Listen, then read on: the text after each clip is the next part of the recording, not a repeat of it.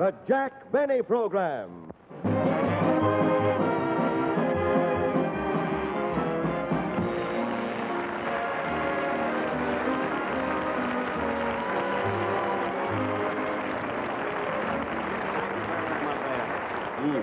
Thank you very, very much, ladies and gentlemen.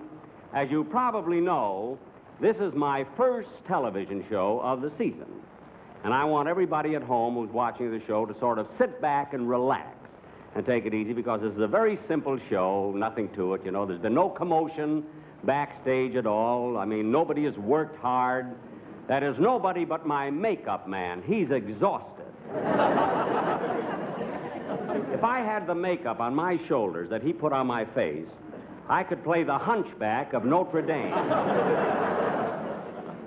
But I would like to tell you something of my plans for television this season. I'm going to have guests on my program, some from my radio show, and then some very, very important guest stars from the movies. Of course, on my radio show, you see, it's very difficult for me to get guest stars because, well, I don't pay much, you see. I mean, there's no reason for it. I just don't believe in it, you see. But you see, in television, it's entirely different because a lot of people like to come on and be seen. Now, on my second show, which is about 6 weeks from now, I have some of the most wonderful entertainers that you've ever seen in your life. I can't mention their names right now because I haven't got their contracts signed yet, you see. But if you like trained seals, don't miss this. These seals are simply wonderful. They've got one seal, one of these trained seals, that does a trick. He balances a basketball on his nose, you know, and keeps balancing it and twirling it and bouncing it up and down. He's amazing. Well, I tell you, this seal is so good with this basketball that he was already offered $500 to throw the show. But on this show, my guests on this show are, of course, you know, I've been rehearsing so much I get a little bit confused. Oh, hello, boys. Yes, I have the Park Avenue Hillbilly, Dorothy Shay, and Frank Remley, and Don Wilson. Those are my three guests here.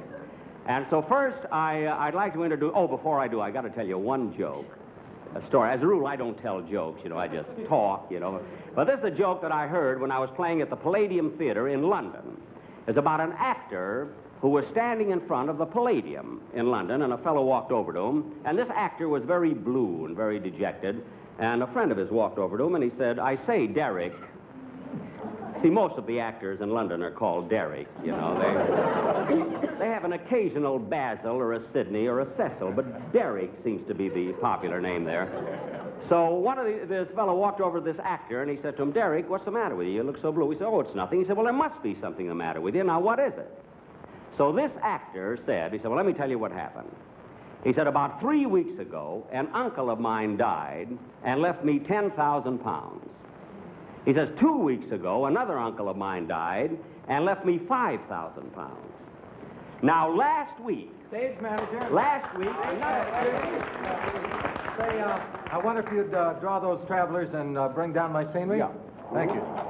Say, would you give this music to Mr. Merrick, please? Thank you. That's fine. Ladies and gentlemen, a few weeks ago, I was on the Alan Young Show, and I sang a song, and the response was so wonderful that I'd like to do an encore for you tonight, if you will, Mr. Merrick. Thank you.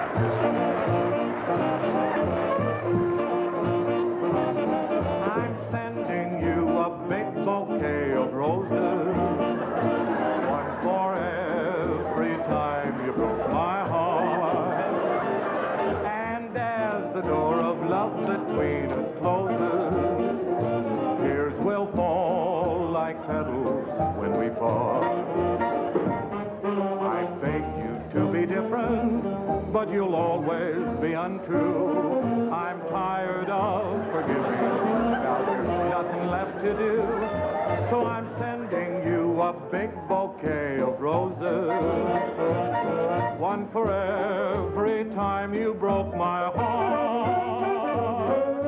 A big bouquet of roses,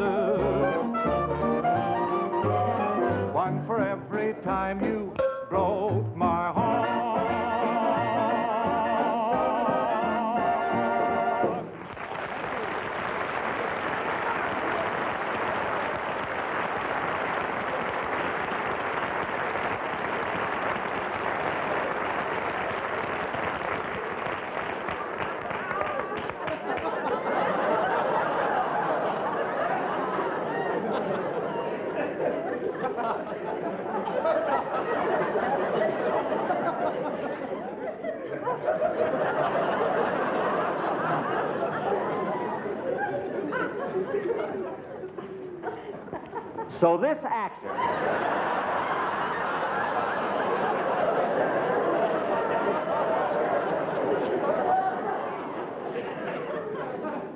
So this actor said, last week my uncle died and left me nothing. That's the end of the joke.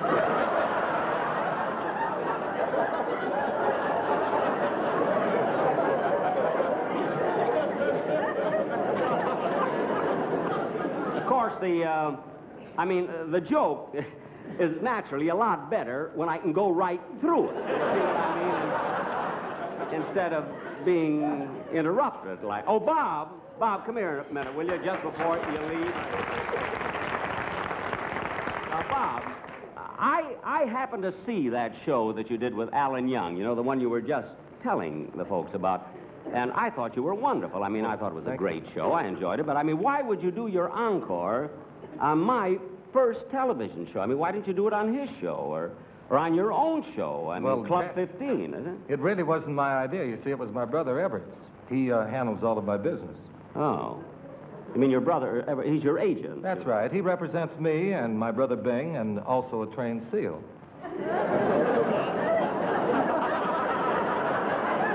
You mean he handles trained seals? Well, he has one particular trained seal. This one has an act that is just wonderful. He balances a basketball on his nose. It's wonderful. Oh, really? Yeah. Everett says that some jerk is going to use him on television.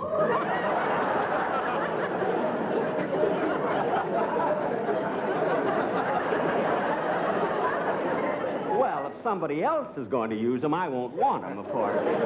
You say your brother is an agent, huh? That's right. He gets 10% of everything I earn. Oh, well, as an agent, he would deserve that. Well, yeah. Jack, thanks for the use of the hall. I've got to run home. We have a new baby at home. Oh, yes, for heaven's sake, I forgot all about that.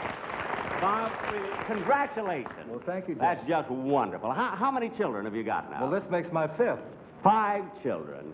They're wonderful. Yeah. Huh? 5 more, and I'm going to have to give one to Everett.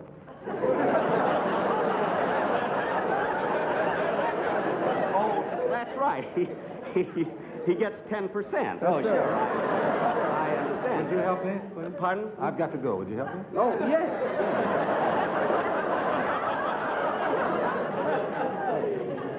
Well, it's been wonderful. Thank you, Jack. You're welcome.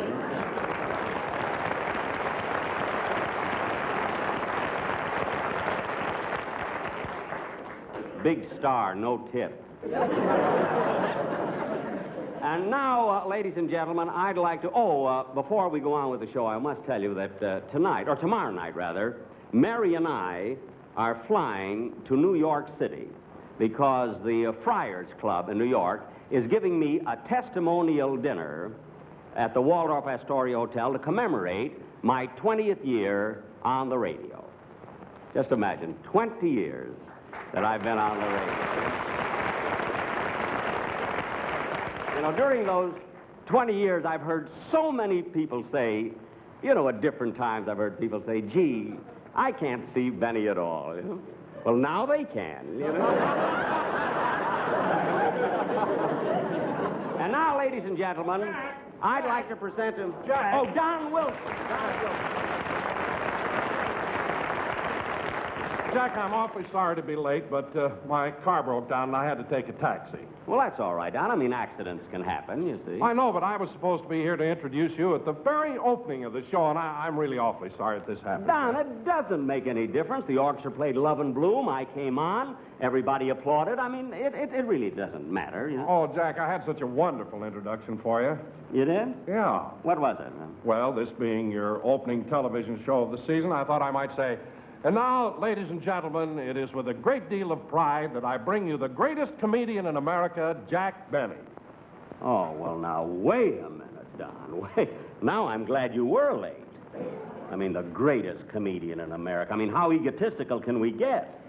I mean, you'd have these people hating me before the show even started. I mean, they tune out their television sets. The greatest comedian in America. But, Jack, you are the greatest comedian in America, aren't you? Well, yes, but I mean, for me to say it to those people would sound awful, you Well, know. Jack, you're not saying it. I'm saying it. Oh, well, then that's different. Oh, well, then you can always introduce me like that. All right. Oh, sure, I won't mind Jack. that at all. Mister? Huh? Mister? Yeah? Not you. The fat one. Yes? Hey, you got out of my cab in such a hurry you forgot your briefcase. Oh, how stupid of me. Thank you very much. See, I have some very, very important papers in there. Thanks a great deal, and here's a little something for your trouble. Gee, a $5 bill. Oh, thanks a lot. Well, you're certainly welcome.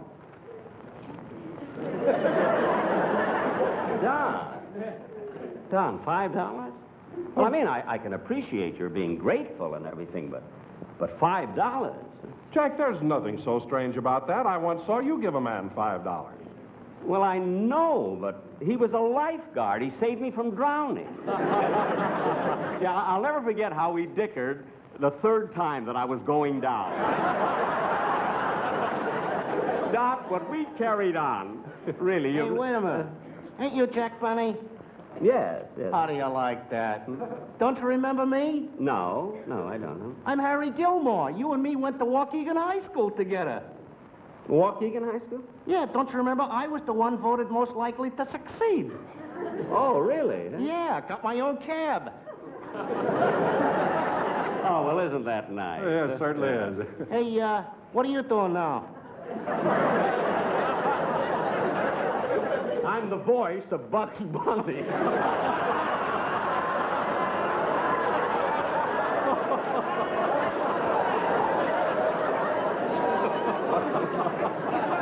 I got you, but that...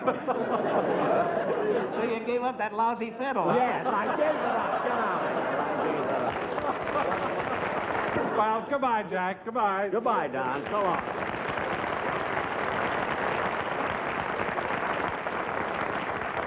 He's cute, isn't he? Fast but cute, I mean. So this actor... Oh, I told that. And now, ladies and gentlemen, it really gives me great pleasure to present to you now the guest star of my first show. A young lady whose voice you've heard many, many times, and you've certainly heard a lot of her records. The Park Avenue hillbilly, Miss Dorothy Shay.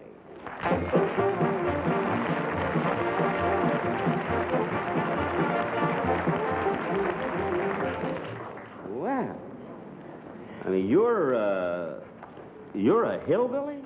Sure enough, honey. Well, now I know what all the feuding and fussing was about. Yeah, I can't get over it. So you're a hillbilly, huh? Well, Jack, I'm not just a hillbilly. I'm the Park Avenue hillbilly. Oh, the Park Avenue hillbilly, huh? Well, you can park on my avenue anytime. I thought that was a pretty good ad-lib, did you? Ad-lib? What's that? Well, an ad-lib is when you say something impromptu, you know, without thinking, just something on the spur of the moment. See what I mean? No, but I accept your apology. Well, now look at Dorothy. What are you going to sing for your first number? What's the name of the song you're going to sing? Well, don't you think we should discuss salary? That's a wonderful title. Thank you very, very much. Jack? Oh, well. You can have your New York City with its swank Park Avenue. You can have your gilded mansions in Westchester. You can have your own cabana in Miami or Havana, where the blue bloods congregate for their siesta.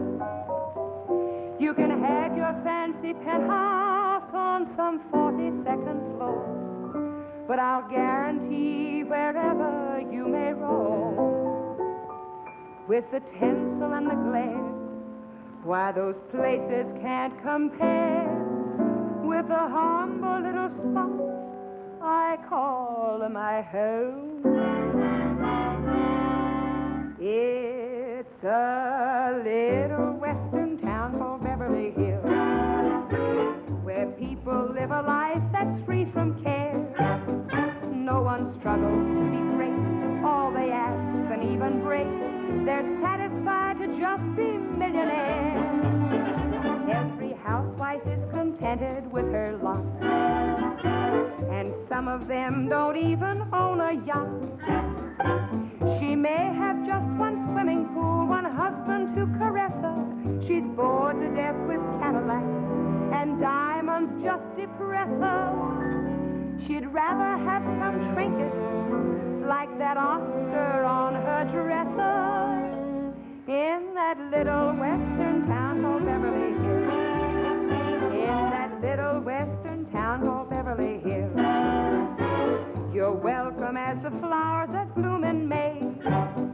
No one cares about your caste or inquires about your past. If you only have one butler, that's okay. The children ring your bell on Halloween, then beat it in a chauffeured limousine. Each mother with her little son entrusted to her care will gently rock his cradle as she offers up a prayer that someday he'll be president of Metro Goldwyn Mayer in that little western town called Beverly Hills. Living arrangements in that little western town called Beverly Hills.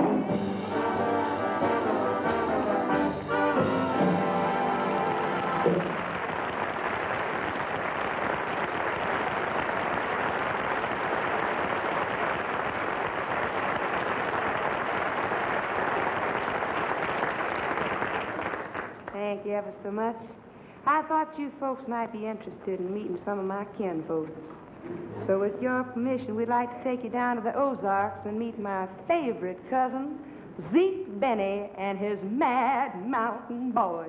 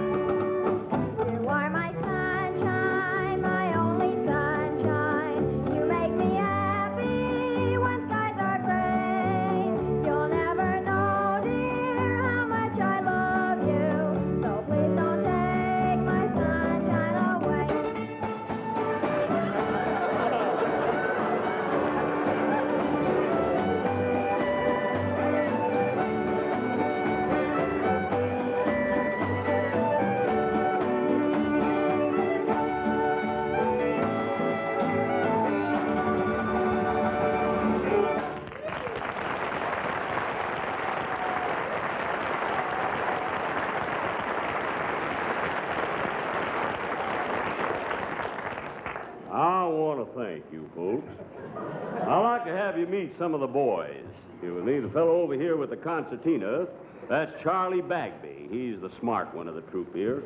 Hey, Charlie, how much is 2 and 2?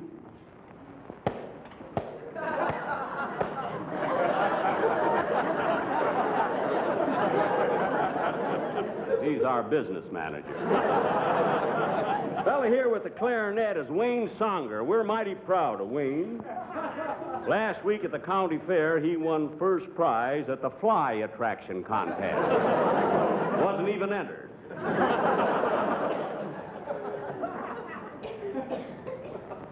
This is my wife.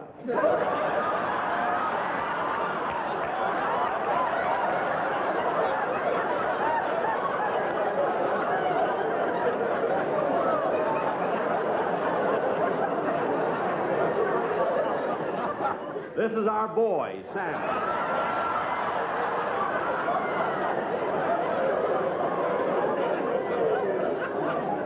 Get up here, Frank. This is Frankie Remley over here. Remley's been associated with Phil Harris for about 20 years. Glad to see you standing up, Frank. Never took a guitar lesson in his life, just took it up by accident. He figured as long as his hand was shaking anyway, might as well put a guitar in. He's a fella makes us laugh all the time. He's a card. Say something funny, Frankie. Razzmatazz!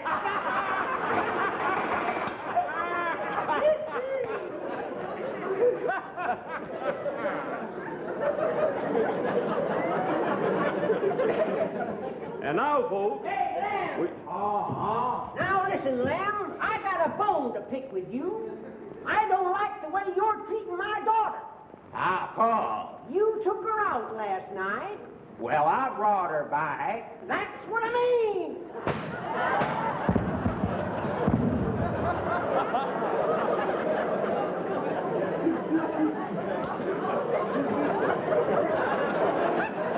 On the next number, we're going to play a real hot tune called Fascinating Rhythm. Take it, boys.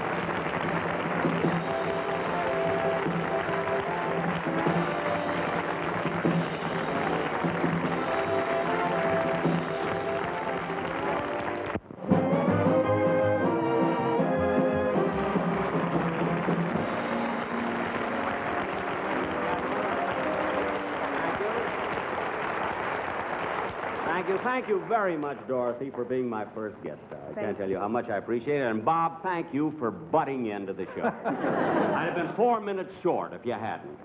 Thank you both very, very much. Ladies and gentlemen, thanks loads. Come back again. You were just wonderful. Thank you very much.